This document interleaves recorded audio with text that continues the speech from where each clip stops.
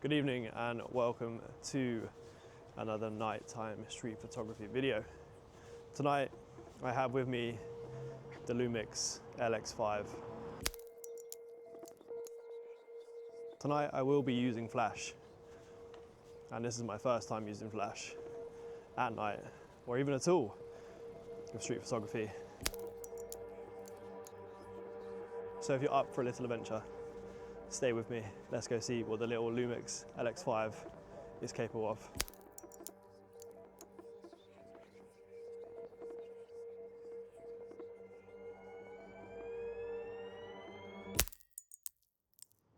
So this is my first time using the DJI Action 5 Pro at night time. Got it mounted to my chest. So we're going to see the low light capabilities of this as well.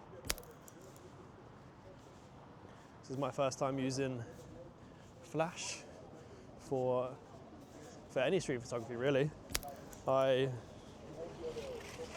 have never used it during the day, and I especially haven't used it at night because I'm rarely out doing night street photography.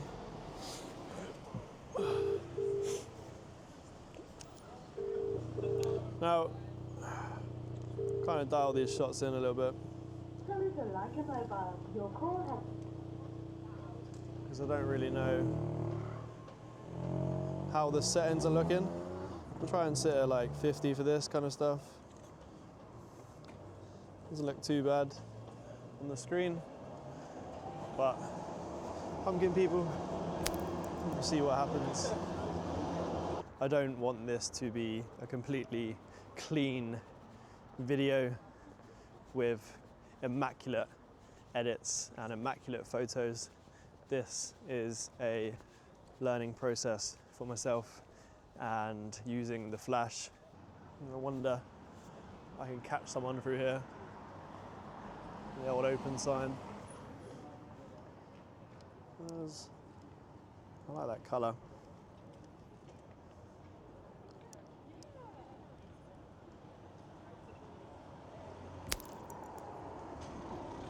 Flash is on. I forgot about that. That's not so bad though. And you just got to kind of go for it. See what happens. I don't have any change. They're giving out food down there. Are they? Yeah. Thank you. Just by the Mexican place. My inspiration comes from these little these cameras. Being out in the world, adventuring, exploring. If you're into that kind of stuff, maybe subscribe. Might stick around. You never know what you'll find. Do I feel uncomfortable doing this kind of stuff? Possibly, but only sometimes. But a lot of people are in their own little bubble, own little world. Oh, this dude's got a hat on.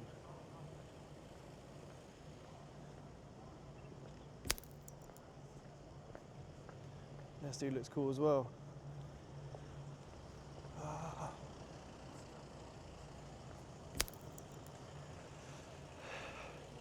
The only thing with this is that it is so slow to reload. You have to nail the shot. You've got to get it. If you are after a shot, you better make sure you nail it, because if you don't, that shot is gone.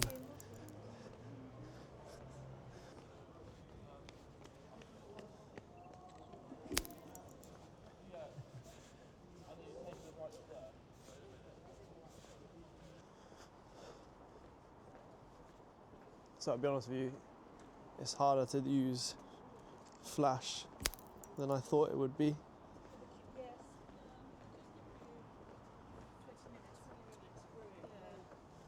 You have to get quite close, I guess. So I've moved the shutter speed up to 1/250th, and that seems to be getting a more clear image without the blur, without the motion blur, which I'm finding a little bit more useful. I think there is time and place for motion blur, but I'm just getting a hang of it. This is my first night using flash, and here looks really cool. could get this little shot in the background, and that might, it seems to be that I can already see a series emerging. It's quite an unorthodox shot. There's people just outside of the scene where I've failed to capture it, capture the subject in time. No, I think the trick is to keep moving so you don't feel too uncomfortable with what you're shooting. Finding that this kind of street photography takes a lot of either confidence or just bravery. Isn't anything that I'm used to before. I'm in people's faces, but I guess actually it's helping me to get closer to the subject as I'm trying to fill the frame with the person and their expression, and the flash is a great way of doing that. I don't have any other choice. I can stand a little bit further away, but it's not getting the same effect that I'm after. Oh, I think when using flash, might be worthwhile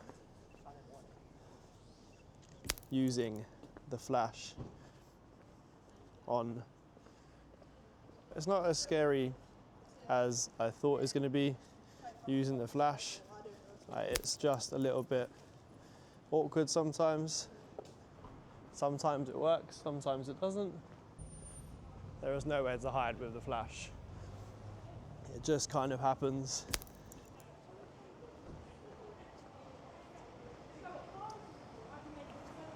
Mate, want to be an absolute G and blow some smoke for me to capture? Capture? Yeah, with this little camera. Fucking sick. Just a rough little blowing some smoke. Oh, there we go. What's your? I'll send it to you if you want. Can you? Yeah, man. What's your Instagram? You write it in. I'll send it to you. Cheers, mate. Thank you. I think it's really important to show authenticity. A lot of things you see online are pretty. They are all made up.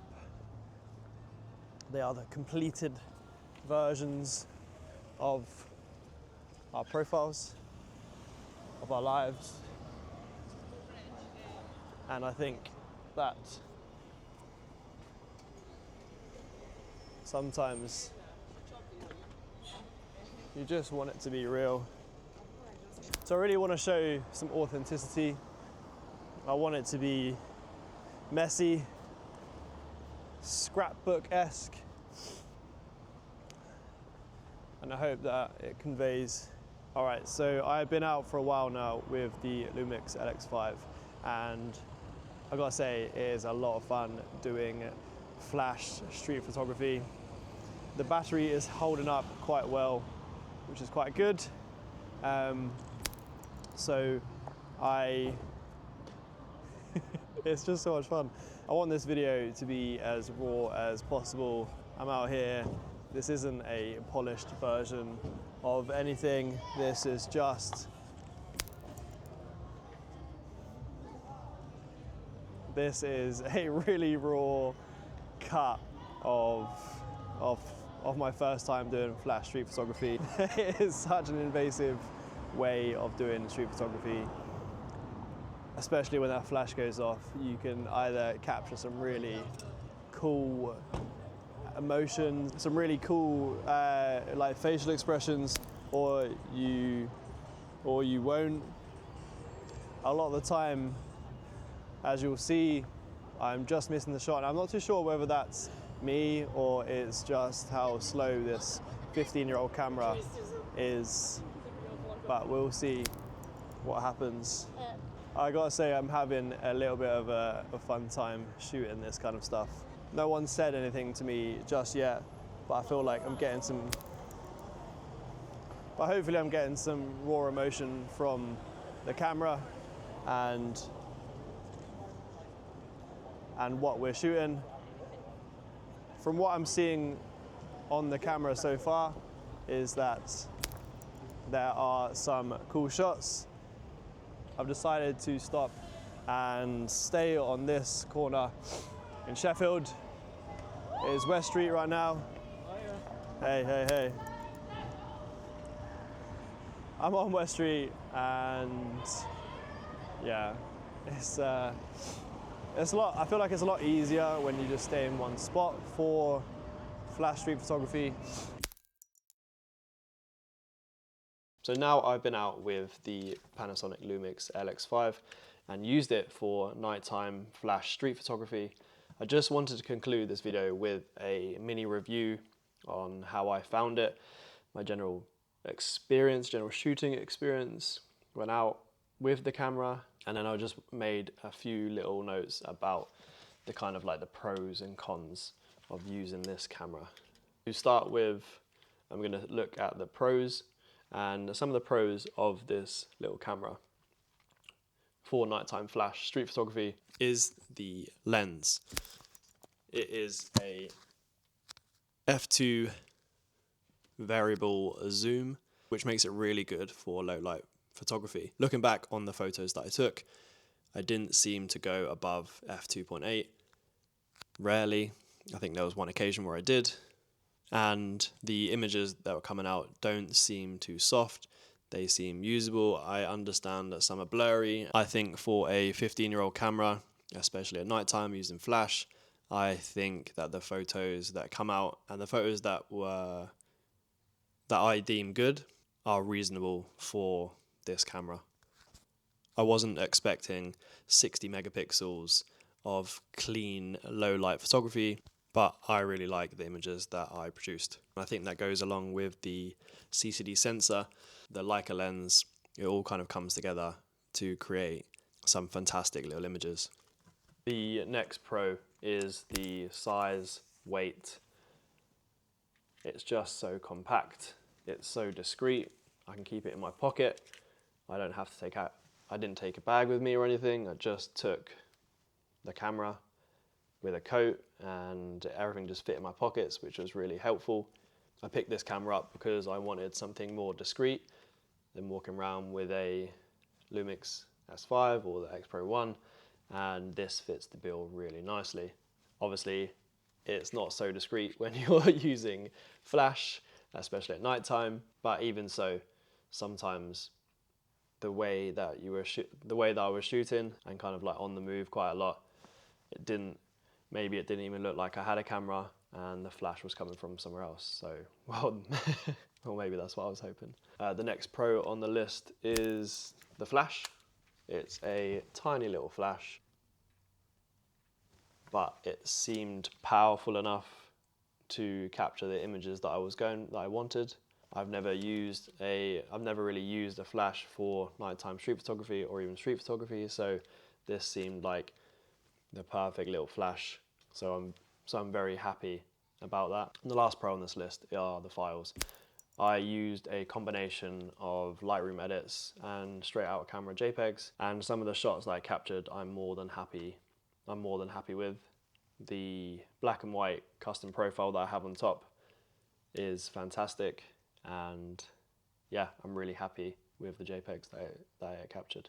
There are only a few cons really, but I have to highlight them. The camera is really slow.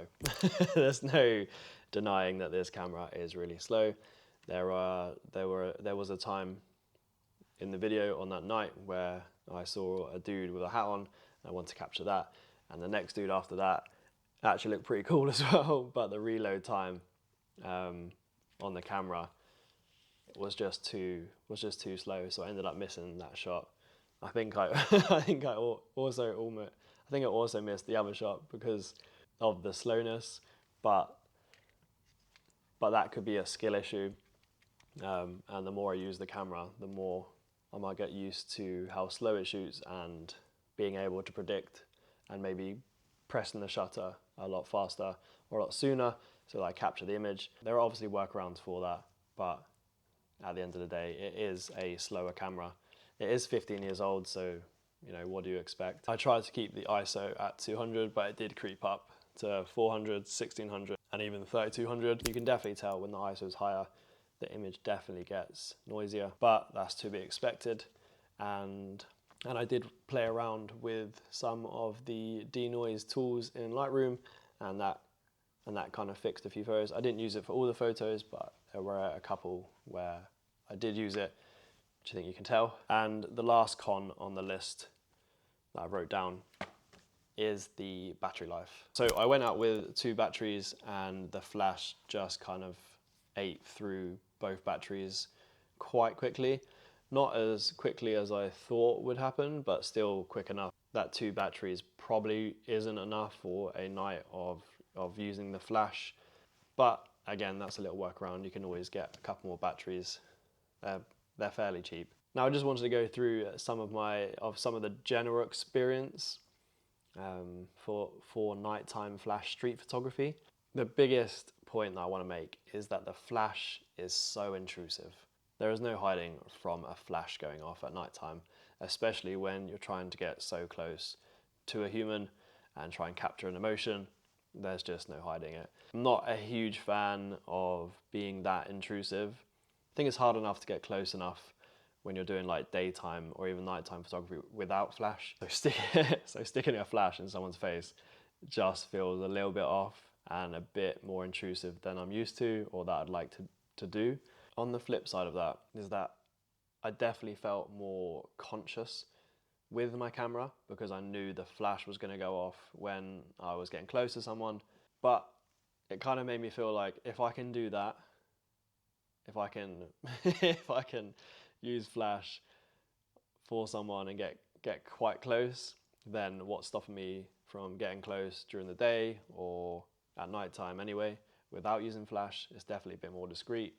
So it's kind of possibly helped the anxiety of having a camera doing street photography in that sense. It's also something completely different.